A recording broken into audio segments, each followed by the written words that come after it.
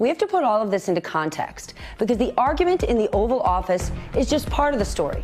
The meeting was called to see if the two sides could find a way to avoid a partial government shutdown, which could happen next Friday, just before Christmas.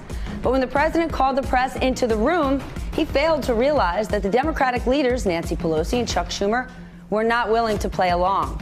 In one of the most stunning exchanges in modern political history, the three argued and interrupted each other as Vice President Mike Pence looked on silently.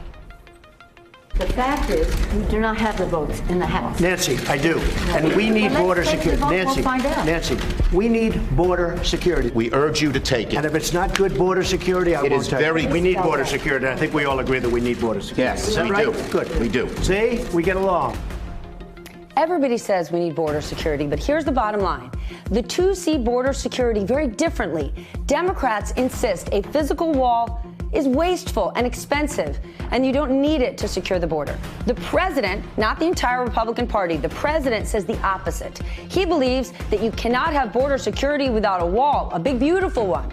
And in the end, he admitted in front of the cameras that if he didn't get the funding he wants, he'd be proud to let the government funding lapse. 20 times you have called for, I will shut down the government if I don't get my wall. None of us have said. You want to know something? You've said okay, it. you want to put that on my... You've said it. I'll take it. Okay, good. You know what I'll say? Yes. If we don't get what we want, one way or the other, whether it's through you, through a military, through anything you want to call, I will shut down the government. Okay, absolutely. fair enough. And I am disagree. proud, and I'll We tell you what, disagree. I am proud to shut down the government for border security, Chuck. I'm so confused. I get it, he wants the wall, but last I checked, the actual campaign promise was a wall paid for by Mexico. Why would you need to shut down the government? And it's not over, this fight. Democrats now insist the president has a choice to make. They ain't budging from their offer of $1.6 billion for the wall, which is less than half of the $5 billion the president wants. And they say it is up to him to sign legislation to keep government agencies funded. The three did meet behind closed doors on Tuesday, but they had very different opinions about whether any progress was made. Believe it or not, I think it was a very friendly meeting. You know, you saw the beginnings of it, but it actually worked out to be, I think, pretty good. Because a shutdown hurts too many innocent people.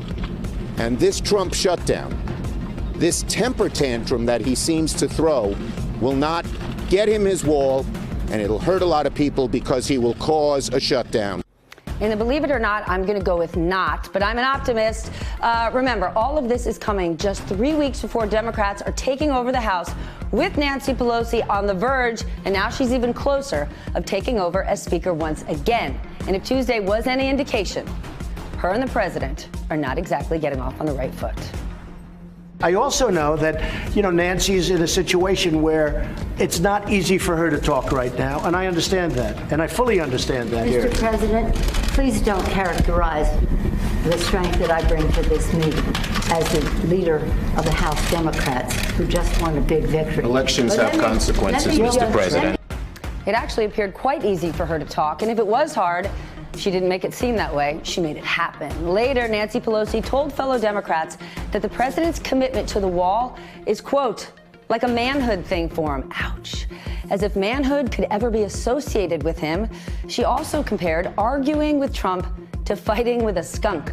None of that seemed to bode well for resolving this standoff, and neither does the president, saying that he has no problem owning a shutdown. They're not quite as enthusiastic. I hope that's not where we end up. I understand it was a rather spirited meeting. We all watched. But I'd still like to see a smooth ending here, and I haven't given up hope that that's all I have. One thing I think is pretty clear, no matter who precipitates the government shutdown, the American people don't like it. Hey there, I'm Chris Hayes from MSNBC. Thanks for watching MSNBC on YouTube. If you want to keep up to date with the videos we're putting out, you can click subscribe just below me, or click over on this list to see lots of other great videos.